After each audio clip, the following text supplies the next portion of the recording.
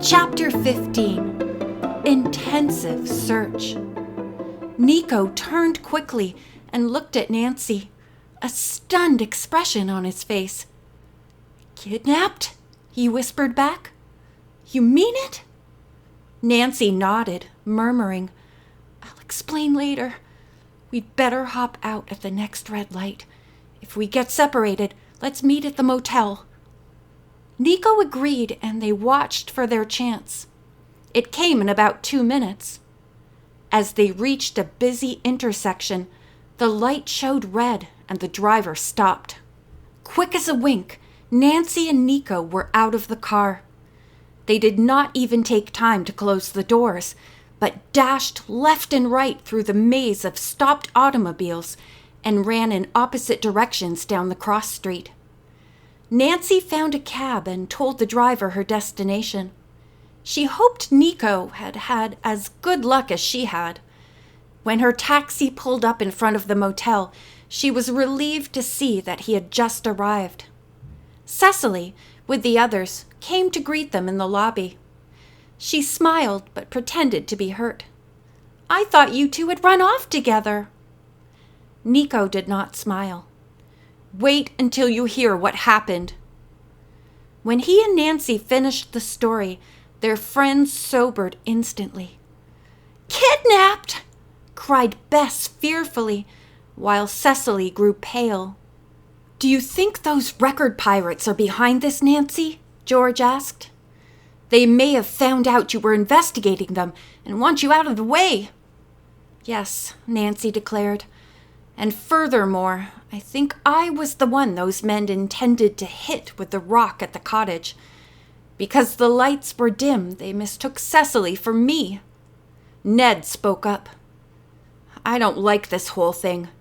Nancy, you've risked enough danger." "Those crooks probably trailed Nancy from Misty Lake," Dave declared. "Dave!" Nancy cried out. "You've just given me an idea about those mysterious Driscolls." The others clamored to hear it. "I did have a hunch the brothers were doing some kind of secret work on a machine," Nancy went on. "Well, I now am very suspicious that they're mixed up in this record pirating. We girls heard cricket-like noises on the fraudulent record. That one, and many others, could have been made right near Misty Lake, where the crickets are plentiful." "Namely, at Puddingstone Lodge," Ned guessed. "Yes." The others were astounded by Nancy's theory. She went on. "As soon as we get back to Misty Lake, I'm going directly to Neil Raskin's office again and see what I can find out." "Right now, how about some ice cream?" Bert suggested. The group went into the Stratford soda shop. They selected a table in a far corner, and Nico kept his back to the other guests, hoping he would not be recognized. "I'm sorry we've had such a hectic evening," he apologized. Nancy chuckled. "I'm to blame too, Nico, so don't worry. We loved your show anyway." A short while later, the young singer asked to be excused. "I admit I'm absolutely beat," he said. The other boys insisted upon driving Nico to his hotel to be sure there were no more incidents.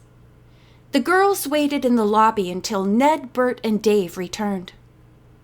Nancy and the cousins were delighted when the boys decided to accompany them to Misty Lake. "We'll get a room at that Mrs. Hosking's place," Ned grinned. "Nancy, you know we couldn't leave you with such a complicated and dangerous mystery to solve." Soon afterward, the girls bade their friends good night. "See you in the morning," said Bess. Nancy urged that they get an early start for the lake. "It's Sunday morning and there won't be too many cars on the road, so we can make good time. On the way, we can stop and go to church." The others agreed, and after breakfast, the boys and girls set off in the 2 cars. After attending church services, they stopped at a roadside restaurant for noontime dinner. During the meal, the mystery and its various aspects became the sole subject of conversation. Ned chuckled. "Nancy, you certainly can get yourself involved in the most baffling cases. I'd like to bet that police chief at Misty Lake hasn't found out as much as you have." Nancy laughed. "What have I found out? Not much. I have only suspicions, I'm afraid." Nevertheless, when they reached Misty Lake Village, Nancy discovered that Ned was right. Chief Stovall, who happened to be on duty at headquarters, admitted that he had learned nothing about the lake mysteries. "I think I know who may have been bothering you at the cottage, though," he said. "A report reached my desk that a man had escaped from a mental institution and was hiding out in this area, but he's been recaptured." Chief Stovall went on to say that he and his men had searched around the entire lake for clues to the Phantom ship, but had found nothing that warranted further investigation. "Are you positive, Miss Drew, that you really saw this thing?" For answer, Nancy said, "Mr. Henry Winch and some summer residents saw it before we did. I'm sure you have found him a very truthful citizen." The police chief scratched his head. "Yes, we have." Nancy smiled and changed the subject. "Do you know where Mr. Neil Raskin lives?" "Yes, but if you're planning on seeing him, you can't do it before tomorrow. I happen to know he's out of town until then." Nancy left headquarters and reported the chief's conversation to her companions. Ned said, "Well, Nancy, it looks as if you'll have to solve this mystery without the chief's help." They stopped at Mrs. Hosking's to pick up Satin, the cat, and reserve a room for the boys. Then they all went down to the cottage. They ate supper in front of a roaring fire, and soon afterward the boys said goodnight. "We'll meet you in the village tomorrow morning," Nancy told them. "I'll need your help in a sleuthing project." Ned saluted. "We'll be ready and waiting." When the young people met the following day, Nancy explained what she had in mind. She suggested that Ned call on the jobber. "You might pretend you're interested in doing outside sales work next summer and get him talking about records in general, and then Nico's latest one in particular." Ned said he would be glad to do this and drove out to Raskin's office on the highway. When Ned returned somewhat later, he was flushed with excitement. "I picked up a great clue," he said. "I'm sure I'm not mistaken. Raskin was the driver of the car that went off with Nancy and Nico." "What?" the others cried in unison. Ned went on. "That's not all. He got a phone call while I was there. The person on the other end of the line talked so loud I could hear him. He said he was Webby. Isn't that the name of one of the men who was on the dock, Nancy, when you were hiding under it?" "It certainly is," she replied. "Oh, Ned, your sleuthing has been marvelous. Do you know what this means? Raskin, Webby, and the Driscolls are partners in some scheme, and I am sure it's pirating records." "Are you going to tell the police?" Bess asked. "Not right now. I want more evidence before I talk to Chief Stovall or Detective Morgan again," she said. "I think we should all go and make a thorough search of the Puddingstone Lodge grounds for clues.